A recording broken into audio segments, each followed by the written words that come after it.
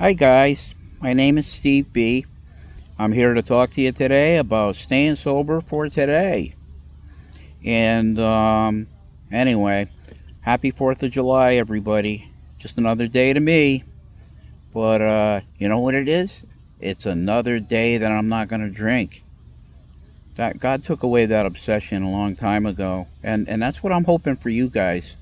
I'm hoping that, you come to God sincerely and ask him to please take away the obsession because if you got to fight that obsession every day, that's got to be tough. I would look at people that have it and they feel like drinking. They're I have never ever in all the time I came in all the time I really came in and meant it. I haven't wanted to drink, period. And very very happy with that, very happy with that. I don't want to drink today. I don't want to, I didn't yesterday and I probably won't today. um had some really kind of sad news. This gentleman that I've known for many years since I got sober, and this dude passed away. I remember just over the winter he celebrated 44 years of sobriety, and he wanted a really fancy coin. I said, well, you don't get that for 44, but for 45, make sure you get one. And that's not going to happen. He passed away. Yeah, the guy was in his 80s, and not too healthy. So but it's sad. It's sad, when you know people for many years and all of a sudden they're not around anymore. It I mean, it, I won't say bothers. I wasn't that close to him, but he used to come to the meetings all the time early, and sometimes it was just me and him until the meeting started. And he suffered from something called um, chronic fatigue syndrome. I don't know anything about that, but I know it's a real thing. And sometimes he'd just come early, talk to me, and then when the meeting started, he'd go. He'd say, "I got my meeting in," you know. But hey, not going to be around anymore. Which is kind of sad. But hey, we all have an expiration date. Going to happen to all of us, no matter who you are. We're all going to die someday, and including me. Um, I know. I'm glad I come to know the Lord before that does happen, though, because He has walked with me every single freaking day of my life, every single day, and I am so thankful for that. God has been more than good to me every day of my life. Even when I have my little hissy fits or if I have my little tantrums, God is still good. I can come to Him and He forgives me for it, and then I move on and try not to let it happen again because it's just not good to have tantrums all the time. I mean, too old for that.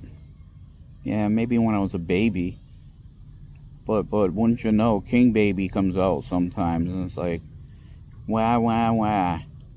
You know, nah, I'm no good to you guys. I'm no good to anybody when I'm whining and complaining. Well, when I'm here to tell you that my life is fantastic and the best it's ever been, wow. And it is. It really, really is. I did my walk today, got my 3 miles in, and you do it every day. You do 3 miles a day. After a week, you got 21 miles, and I like that. I'm fairly healthy. I do some stuff at home too. A few little push-ups, a few little sit-ups. Not a terrible lot, but enough to kind of ward off old age coming on me. Um, anyway, the weather's fantastic. They said it was going to get humid again.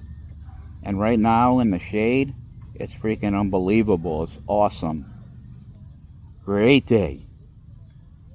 You know, it's getting kind of cloudy. Somebody said it's supposed to rain, but it ain't raining now.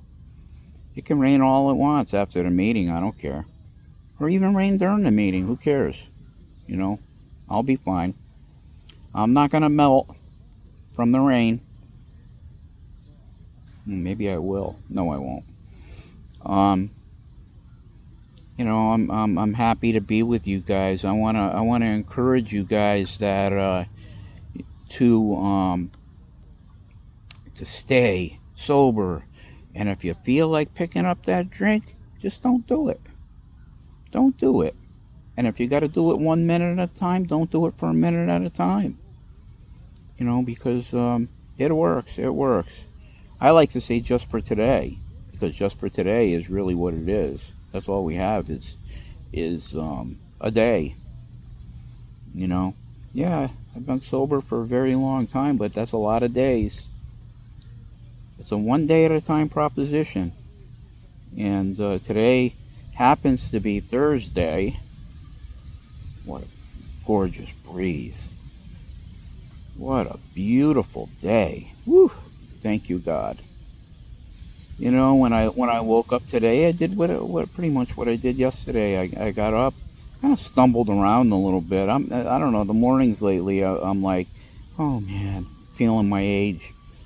But once I got up, went through I had my fruit for breakfast. Did my little exercises downstairs. Fed the cat. I fed Bailey. Bailey. Since Jack died a few years ago, God, I miss that cat. That cat was my best friend, and I'm not just saying that. I mean, when he left us, I was broken. I didn't know how to deal with it. But I talked to God about it, and and now it's just Bailey, and just me and him. Which is, I'm getting used to it. We sit together, hang together. I feed him, hang out with him, talk to him. I, I really used to talk to Jack all the time. Like I said, Jack was my best friend. And I had conversations just like I'm talking into this thing now to you guys. I communicated with him a lot, and he communicated back with me. It's almost like there was a telekinetic thing going on. It was pretty wild, and yeah, my buddy, a long-haired. He was a Norwegian forest cat. Beautiful cat, big fluffy tail, and I think of him all the time. Well, anyway, you know. So what'll I do today? Today I'm gonna go to another meeting. I'm gonna go home and eat, hang out for a little while, go to another meeting later. I don't know. Maybe maybe go see my girlfriend. Maybe go to the movies. Maybe go out to eat. I don't know. I don't know. I don't really care. Right now I'm very comfortable. Life has been good to me.